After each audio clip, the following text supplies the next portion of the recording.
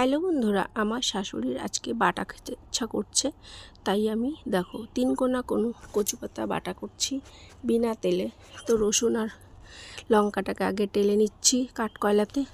আগে কালো জিরাটা করে নিয়েছি, তারপর দেখো লঙ্কা রসুন ভাজা হয়ে গেছে। এবার কচু পাতা দিলাম, দেখো কতগুলা কচু পাতা।